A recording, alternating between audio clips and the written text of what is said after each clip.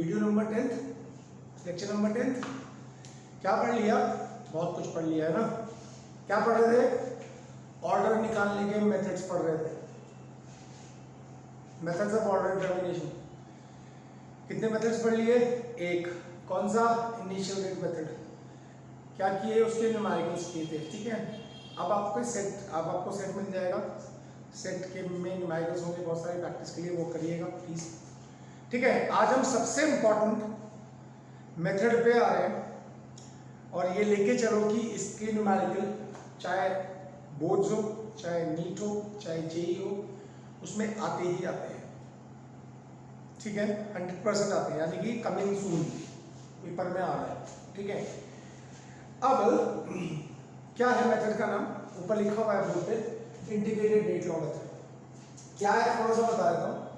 इसमें हमें या इंटीग्रेटेड रेट मेथड ही पड़ेगा। इंटीग्रेटेड रेट मेथड या रेट लॉ मेथड भी बोल सकते हैं। पहली बात, मैं एक लाइन लिख रहा हूं, इंटीग्रेटेड रेट एक्सप्रेशन।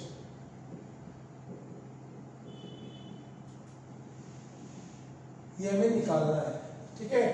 कैसे निकालेंगे? Can be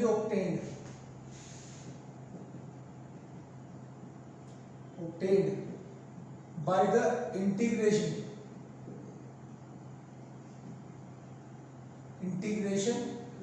of differential rate expression, differential rate expression। वही कहानी, फिर पुराना वाला नहीं पढ़ा होगा तो वीडियो में कुछ आएगा नहीं, फिर आप अपना ह्यूमन नेचर दिखाएंगे, बोलेंगे पता नहीं क्या पढ़ा मैंने, है ना। तो प्लीज़ पीछे के वीडियोस देखिए। डिफरेंशियल रेट एक्सप्रेशन में बहुत कुछ पढ़ा है हमने, बहुत सारे क्वेश्चंस करे, ठीक है। तो प्लीज़ इसको देखिएगा, ठीक है। तो हम क्या करेंगे, हम यहाँ पे एक रेट एक्सप्रेशन बनाएंगे जिसको बोलेंगे इंटीग्रल रेट एक्सप्रेशन। कहाँ से आएगा? जो हमने डिफरेंशियल रेट एक्सप्रेशन पढ़ा है, ठीक है, उसका इंटीग्रेशन करना पड़ेगा। अब बायो वाले बच्चे थोड़ा सा डर जाते हैं इंटीग्रेशन पर, बेटा बेसिक इंटीग्रेशन है ना, आपने फिजिक्स में पढ़ा होगा, ठीक है। तो ये सारा फिजिक्स का पार्ट है, ठीक है, मैथ्स का पार्ट है, पर जिसके पास मैथ्स नहीं है वो फिजिक्स में उन्होंने पढ़ा होगा, बेसिक है बिल्कुल, ठीक है। अब हमें क्या करना है, जो अलग अलग तरह के ऑर्डर्स होते हैं, देखिए पहले हम क्या करेंगे, जो डिफरेंट ऑर्डर्स हैं, जैसे zero order, first order, second order, इन सब के लिए इंटीग्रेटेड रेट एक्सप्रेशन बनाएंगे। कैसे बनाएंगे? जो हमने डिफरेंशियल रेट एक्सप्रेशन पढ़ा है, जीरो ऑर्डर के लिए अलग होता है, फर्स्ट के लिए अलग, सेकंड के लिए अलग, उनका इंटीग्रेशन करेंगे, ठीक है। और उसकी हेल्प से फिर हम ऑर्डर कैसे निकालेंगे वो भी मैं आपको सिखाऊंगा, ठीक है। तो पहले ये कर लेते हैं। तो पहला पार्ट है हमारा, ए पार्ट है फॉर जीरो ऑर्डर रिएक्शन।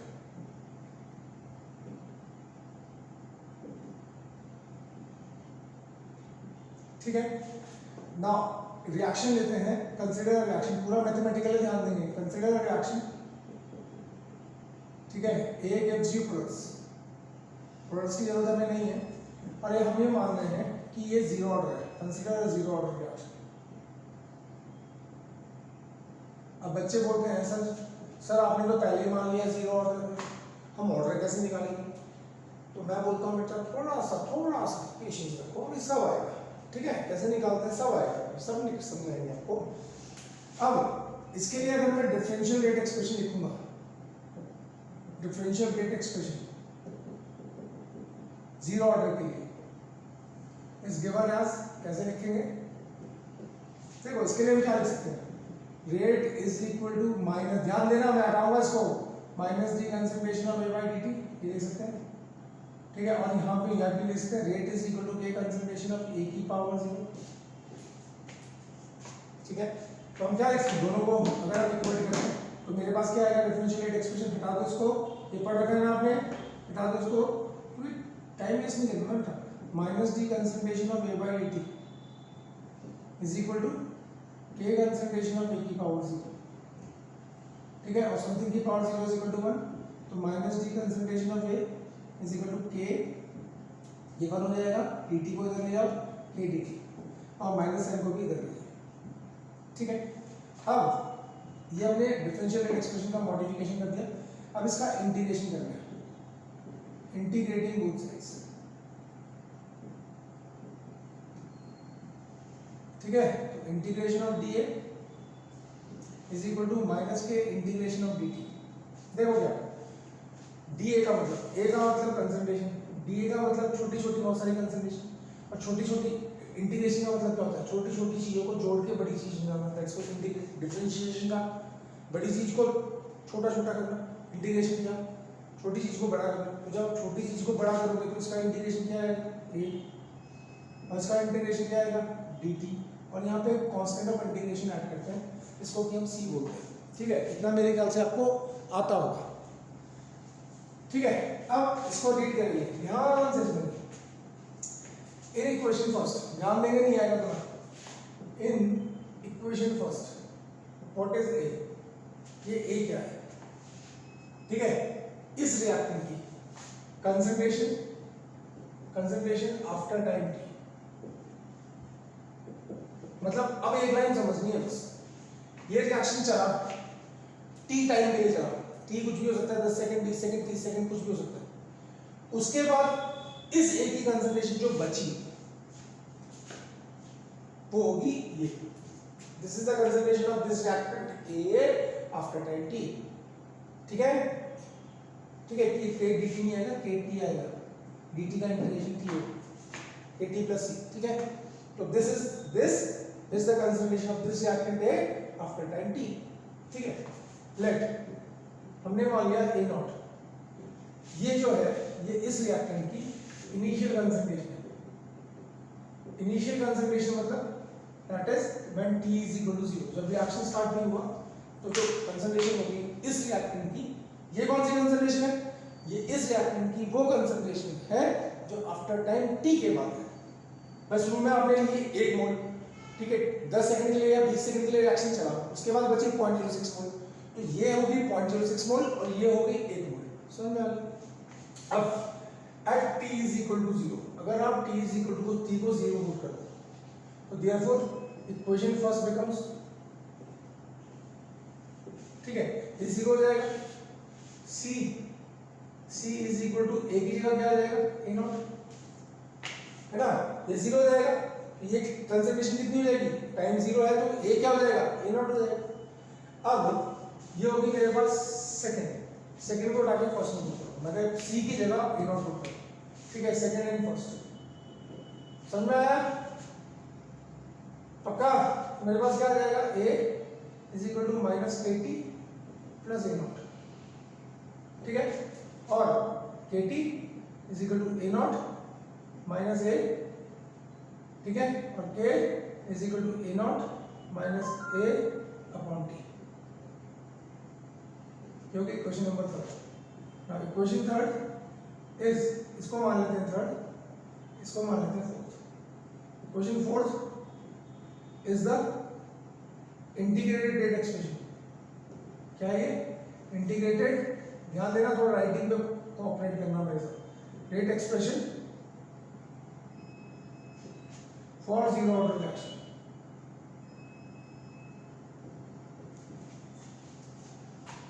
ठीक है, तो मेरे ख्याल से ये समझ में आ गया होगा, डेरिवेशन पार्ट है, बस ये समझना है कि ये इस रिएक्टेंट की कंसंट्रेशन है आफ्टर टाइम t के बाद, a नॉट इनिशियल कंसंट्रेशन, मतलब जब ये रिएक्शन स्टार्ट हुआ होगा उस समय जो कंसंट्रेशन रही होगी a नॉट, सपोज 1 मोल पर लीटर। ठीक है, 30 सेकंड के लिए रिएक्शन चला, उसके बाद a की कंसंट्रेशन बची सपोज 0.5 मोल पर लीटर, तो a जो हो जाएगा वो हो जाएगा 0.5 और a नॉट जो हो जाएगा वो हो जाएगा 1 मोल पर लीटर। मेरे ख्याल से समझ में आ गया। तो ये मेरे पास बचा 1 मोल पर लीटर। अब देखो इसको पॉज करके नोट करना बच्चों, ठीक है, ठीक है, ये सब समझ में आ गया। अब आगे चले, अब देखो हम क्या करते हैं, अब हम आगे चलेंगे तो हम निकालेंगे 2 पार्ट और करने। सेकंड हमें क्या निकालना है, सेकंड हमें निकालना है half life period. Second part क्या है, हाफ लाइफ पीरियड, ये इसी के अंदर निकालना है ना। पहली बात, हाफ लाइफ पीरियड क्या होता है, the time period, time period को बोलते हैं in which concentration of reactant is reduced to half of its initial concentration,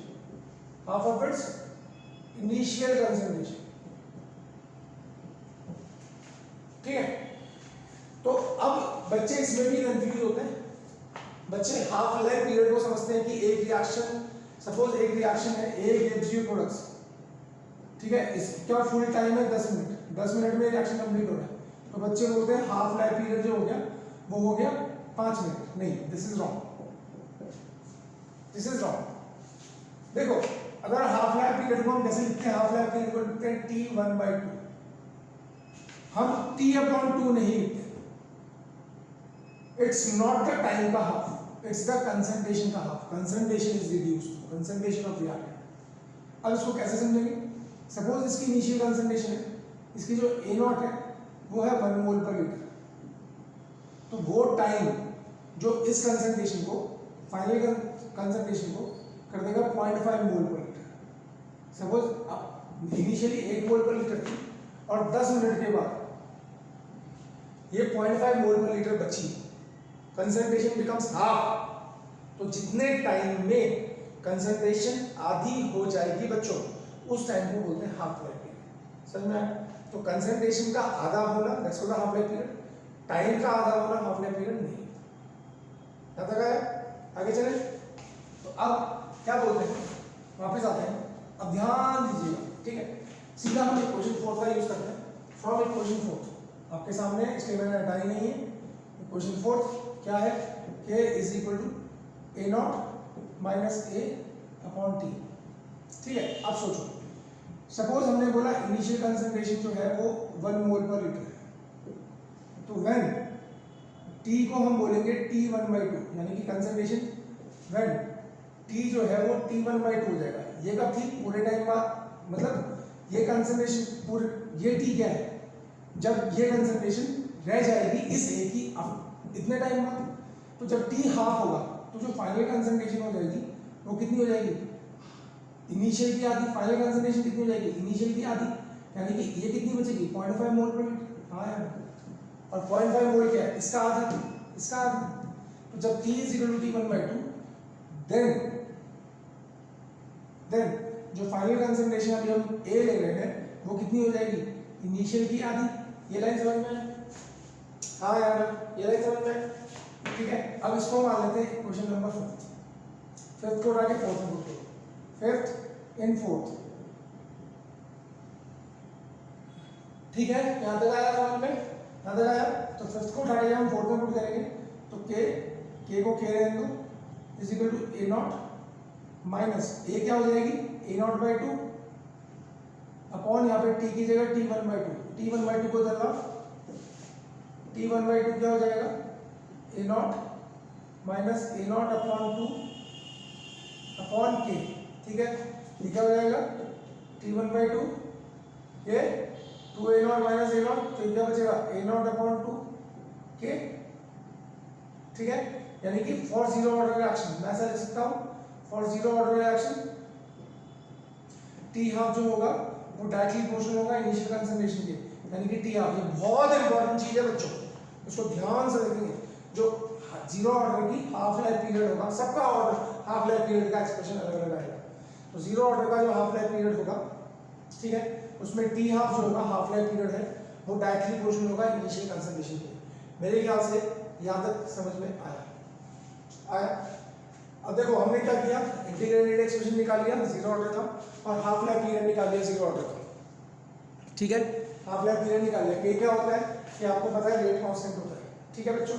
अब हम क्या करते हैं, हम इसका ग्राफिकल रिप्रेजेंटेशन कर लेते हैं। आसान है ना, मुश्किल नहीं है, मुश्किल बिल्कुल नहीं है, ठीक है। इसको हटाते हैं बच्चों, now we will do the graphical representation. हटाए इसको फटाफट।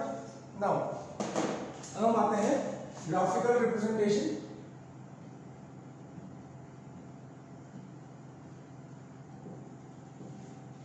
ठीक है, इसका ऑफ जीरो ऑर्डर, ठीक है। पहली बात हम कुछ चीजें क्लियर कर लेते हैं। पहली बात, for zero order, zero order के लिए क्या होता है बच्चों, rate is equal to k होता है, ऐसा होता है ना, k कंसंट्रेशन ऑफ a की पावर 0, ठीक है, और a की power 0 is equal to 1। Zero order के लिए rate is equal to k होता है। तो अगर मैं ग्राफ प्लॉट कर लूं इसके के बीच में, ये समझ में आया, क्या था आया, rate is equal to k के बराबर होता है। तो अगर मैं रेट को प्लॉट करूं, रेट को, कंसंट्रेशन के साथ,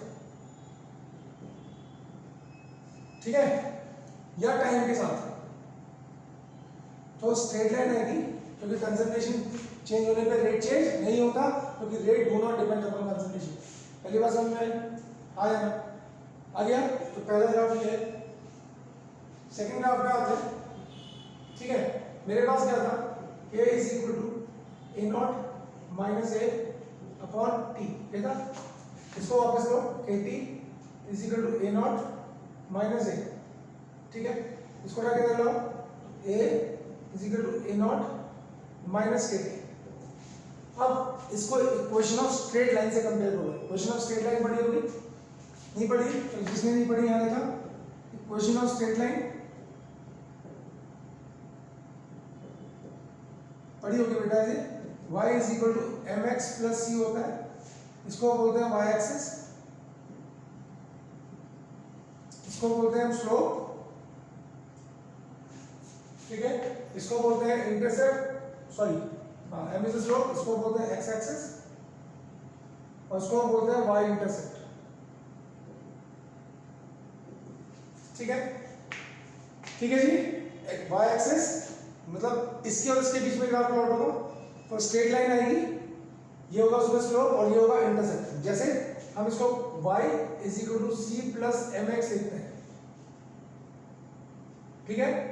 तो ये हो गया x एक्सिस, ये हो गया y एक्सिस, इसको बोलेंगे नेगेटिव ऑफ स्लोप, और ये हो जाएगा आपका y इंटरसेप्ट। मतलब क्या, अगर मैं y एक्सिस और x एक्सिस के बीच में ग्राफ प्लॉट करूंगा, ध्यान दीजिएगा, y एक्सिस पे कौन है, ये कंसंट्रेशन है, ये किसमें होगी, मोल पर लीटर में, ठीक है। x एक्सिस पे कौन है, t, t क्या है, टेम्परेचर है ना, नहीं टाइम है, टाइम टाइम, टेम्परेचर नहीं है बच्चों। तो क्या है, अब देखो स्लोप, अगर यहाँ पे पॉजिटिव साइन होता तो स्लोप आता ऊपर की तरफ, y एक्सिस को काटता हुआ। क्यों काटेगा, क्योंकि y पे इंटरसेप्ट है, y को काटना है, इंटरसेप्ट का मतलब कटेगा, स्ट्रेट लाइन इसको काटेगी, ठीक है। पर क्या है, क्या है, क्या है, स्लोप जो है वो है नेगेटिव, तो लाइन आएगी नीचे की तरफ, ठीक है। और इसका जो स्लोप होगा, स्लोप उसको हम लिखेंगे माइनस ए, और जहां ये y एक्सिस को काट रहा है उसको हम लिखेंगे ए नॉट, समझ में आया? तो this is the graphical representation, ठीक है। ये दो ग्राफ हो गए, अब आप आते हैं तीसरे ग्राफ के ऊपर। मेरे ख्याल से यहाँ तक समझ में आ गया बच्चों?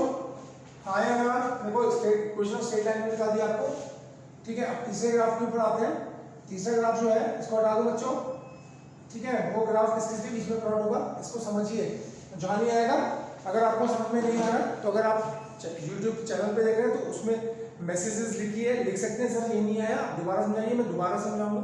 और अगर आप ऐप के थ्रू देख रहे हैं इसको, तो ऐप में चैट का ऑप्शन आपके पास है, उसमें लिखिए सर नहीं आया, दोबारा बताइए, तो मैं इसका एक शॉर्ट वीडियो बना दूंगा इक्वेशन स्ट्रेट लाइन को खोल के, ठीक है, पूरा खोल के, ठीक है।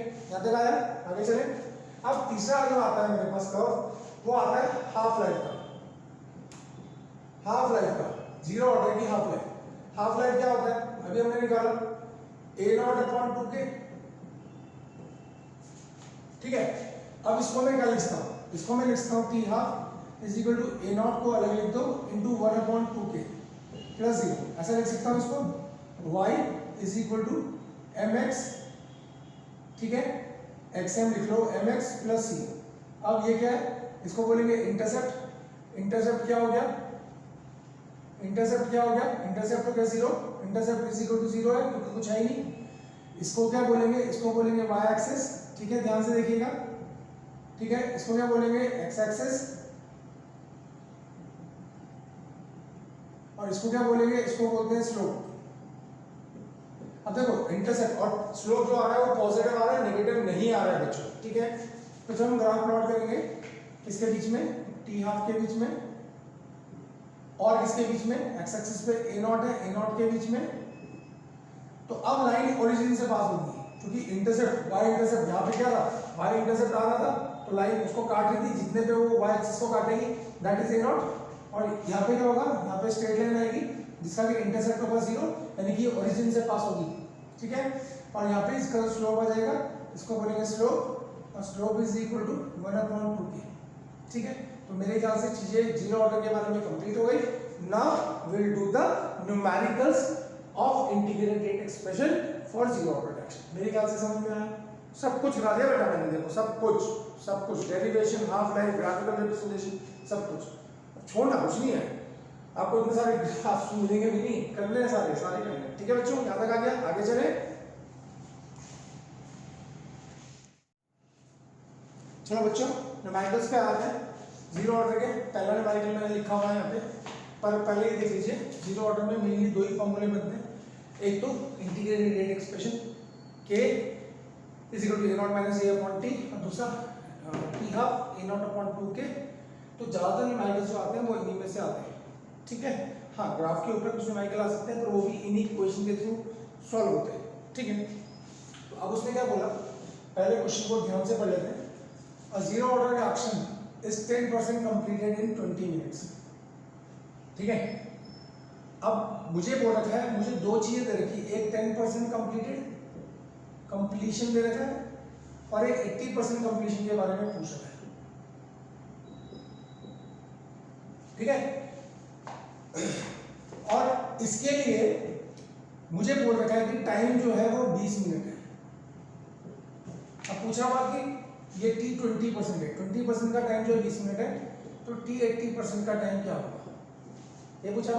अब बच्चों को कहता है 20 मिनट का 20 मिनट, 80% का 80 मिनट, होगा नहीं, ऐसे नहीं होता। तो देखो बेटा, सबसे पहले हमारे पास k is equal to a not minus a upon t है, ये है। अब t मुझे गिवन है, तो ये मुझे गिवन नहीं है, गिवन है 10% कंप्लीशन दे रखा है ना। अब देखो, लेट अगर आप a नॉट को 100 मान लेते हैं, इनिशियल को 100 मान लेते हैं, तो फाइनल कितनी हो जाएगी भाई, 10% कंप्लीट हो गया, तो कितनी बची, 90 बची। अब मेरे पास a नॉट भी है, मेरे पास a भी है, मेरे पास t भी है, तो यहाँ से क्या निकल जाएगा, नहीं आया। उसने बोला 10% कंप्लीट, तो 10% कंप्लीट, तो मैंने बोला कि भैया लेट जो है, इनिशियल कंसंट्रेशन जो है, मैं 100 मान लेता, कुछ भी मान सकते हो आप, 10 मानो, तो फाइनल कंसंट्रेशन कितनी हो जाएगी, अगर 10 मानोगे तो कितनी बचेगी, 9 बचेगी, अगर 100 मानोगे तो कितनी बचेगी, 90। तो यहाँ से k निकल जाएगा। आपको पता है k होता है रेट कांस्टेंट, और रेट कांस्टेंट कंसंट्रेशन पे डिपेंड नहीं करता, ठीक है। तो यहाँ से आप क्या निकालोगे, k निकालोगे 100 माइनस 90 अपॉन t, t 20% कितना रहेगा, 20 मिनट, यानी कि 10 अपॉन 20, यानी कि क्या आ जाएगा 0.5। अब ये जीरो ऑर्डर है, तो जीरो ऑर्डर के लिए यूनिट का ख्याल रखना, यूनिट क्या होती है, मोल पर लीटर पर सेकंड, मिनट में तो नहीं दे रखा है, अच्छा मिनट, मोल पर लीटर पर मिनट, ये होती है एक यूनिट, ठीक है। अब टाइम निकालना है, तो 80%, तो अगेन k मेरे पास आ गया, t क्या हो जाएगा, a not minus a upon k, ठीक है। अब a नॉट यहाँ पे भी मान लेते हैं, लेट a नॉट जो है वो है 100, तो यहाँ पे फाइनल कितनी हो जाएगी, 80% कंप्लीट हो गया, जो बचती है कंप्लीशन नहीं, 80 नहीं होगी, 80 तो गया, बचा कितना, 20, ठीक है। तो अब क्या करोगे, t निकालोगे, t 80%, time required for the 80% completion, initial कितनी है 100, फाइनल कितनी बची 20, k कितना है 0.5, ठीक है। तो ये कितना जाएगा 80 अपॉन 0.5, यानी कि 160 minutes, this is the answer. समझ में आया। तो मेरे ख्याल से पहला न्यूमेरिकल आ गया होगा। आते हैं बेटा ऐसे न्यूमेरिकल बोर्ड्स में आते हैं, फिर मत बोलिएगा। चलिए will move on to second numerical, फटाफट हटा दें इसको, फॉर्मूले रहने देते हैं, ठीक है। फटाफट मैं न्यूमेरिकल भी लिखता हूँ, फटाफट खत्म भी करते हैं, ठीक है। इजी है ना बेटा, ठीक है। अ जीरो ऑर्डर रिएक्शन, ये सेकंड न्यूमेरिकल है हमारा। A zero order reaction, zero order reaction has k is equal to 0.02 मोल पर लीटर पर सेकंड, k दे रखा है, ठीक है, ठीक है, हो गया। Calculate the remaining concentration after 30 minutes. F initial concentration, उसने बोला फाइनल कंसंट्रेशन निकालो 30 मिनट बाद। अगर हमारी इनिशियल कंसंट्रेशन जो है वो दे देगा 0.75 m। ठीक है, आसान है, बच्चों वाली चीजें हैं। तो अब क्या निकालना है, कैलकुलेटर रिमेनिंग कंसंट्रेशन फाइनल निकालना है। के की वैल्यू क्या, हमारे पास फॉर्मूला क्या है, K is equal to A not minus A upon T. ठीक है, अब के की वैल्यू कितनी दे रखी है 0.02, ए कितना है, ए नॉट कितना है 0.75 माइनस ये हमें निकालना है, और टाइम कितना दे रखा है, टाइम दे रखा है 30 मिनट्स। ठीक है, तो ए क्या हो जाएगा 0.75 माइनस 0.60, इसको से मल्टीप्लाई करोगे ना, ठीक है, तो 0.15 हो गया। बच्चों वाले में मैंने कहा दो ही फॉर्मूले लगेंगे बस, और कुछ नहीं लगेगा। ठीक है, तो अब एक और मैकेनिकल कर ले, दो हो गए, हटाओ, इजी है बेटा, ये मुश्किल नहीं है, कुछ भी मुश्किल नहीं है। ठीक है, तीसरे वाले पार्ट पे आते हैं। Question number 3, calculate half life और जीरो ऑर्डर रिएक्शन। ठीक है, विद के की वैल्यू रहेगी 5 × 10⁻³ मोल पर लीटर पर सेकेंड।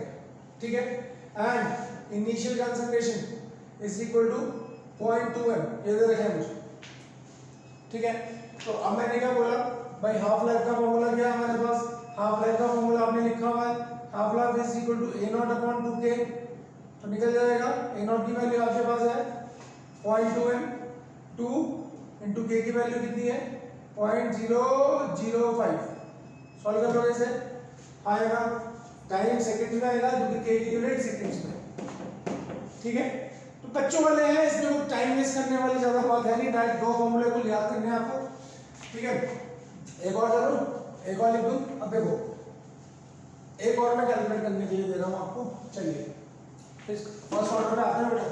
ठीक है, क्वेश्चन नंबर 4 है, फाइंड द रिलेशनशिप,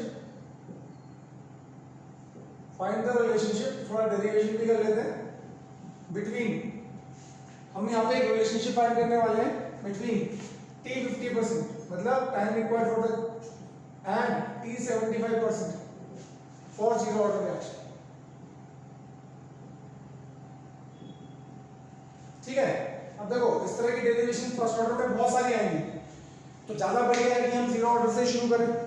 ठीक है, अब हमें क्या है कि time required for the 50%, time required for the 75%, इसके बीच में रिलेशनशिप निकालना है।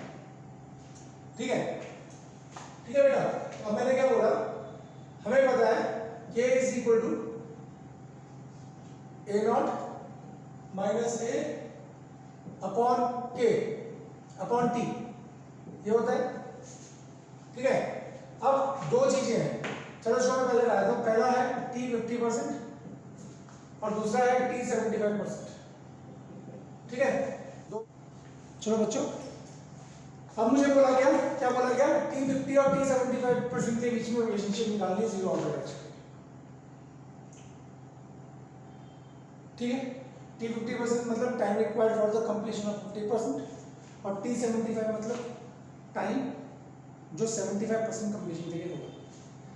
तो आपको पता है कि अगर मैं इसको लेट इनिशियल कंसंट्रेशन को 100 मान लेता हूँ, T 50% मतलब फाइनल कंसंट्रेशन कितनी हो जाएगी 50 तो चली गई ना। ठीक है, और यहाँ पे अगर मैं इनिशियल कंसंट्रेशन को 100 मान लेता हूँ तो 75% कंप्लीट हो गया, टाइम रिक्वायर्ड फॉर 75%, तो फाइनल कितना बचा, फाइनल कितना बचा 25। ठीक है, तो अब मैं क्या बोलूंगा, ऊपर कुछ नहीं करना, T 50% के लिए क्या निकालोगे, क्या क्या फॉर्मूला होता है, K इज इक्वल टू, या इसको ऐसे लिख सकते हैं, T is equal to A not minus A upon K, ऐसे लिख सकते हैं।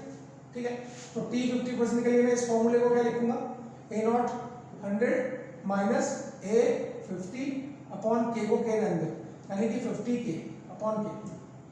ठीक है, सिमिलरली T 75% के लिए मैं क्या लिखूंगा, A नॉट यानी कि 100 माइनस A यानी कि 25 अपॉन K, तो ये कितना आएगा, ये आएगा 75 अपॉन K। हाँ है ना। अब क्या क्योंकि इन दोनों के बीच में रिलेशनशिप निकालनी है। तो इसको मान लेते हैं फर्स्ट, इसको मान लेते हैं second, divide first by second, ठीक है। तो t 50% upon t 75% is equal to 50 upon k upon 75 upon k। तो कैसे क्या कैंसिल, यानी कि 50 अपॉन 75 यानी कि 2/3, यानी कि t 50% time required for the 50% completion is equal to 2/3 for of time required for the 75% completion, ऐसा निकालना है, ठीक है। इसका मतलब क्या हुआ कि अगर मेरे पास कोई जीरो ऑर्डर रिएक्शन है, जितना वो 50 ऑर्डर में होगा, सपोज ऊपर ही 50 ऑर्डर का जो टाइम है, ठीक है, वो 15 मिनट का है। सपोज t 50% जो है वो 15 मिनट्स है, t 50%, तो लेट t 50 जो है, t 50% जो है वो 15 मिनट है। तो t 75 कितना होगा, t 75 इसका t 50 का 3/2, यानी कि 15 का 3/2 है ना, तो यानी कि 22.5 मिनट्स, यानी कि एक 50% रिएक्शन है, अगर कोई जीरो ऑर्डर रिएक्शन है वो 50% 15 मिनट में हो रहा है, तो 75% कितने में होगा, 22.5, ठीक है। तो ठीक है बच्चों, तो मेरे ख्याल से जीरो ऑर्डर पूरा कंप्लीट हो गया, ठीक है। Now in the next video we will do the first order, ठीक है, integrated rate expression for first order, उसमें पूरा टाइम लगेगा, वो सब इससे भी ज्यादा इम्पोर्टेंट है, ठीक। तो आज इस वीडियो को यहीं खत्म करते हैं। यूट्यूब में देख रहे हैं, चैनल को सब्सक्राइब करें, अगर अच्छा लगा तो लाइक करें, अगर अच्छा नहीं लगा तो अनलाइक करें, ठीक है। तो ये नेक्स्ट वीडियो मिलते हैं।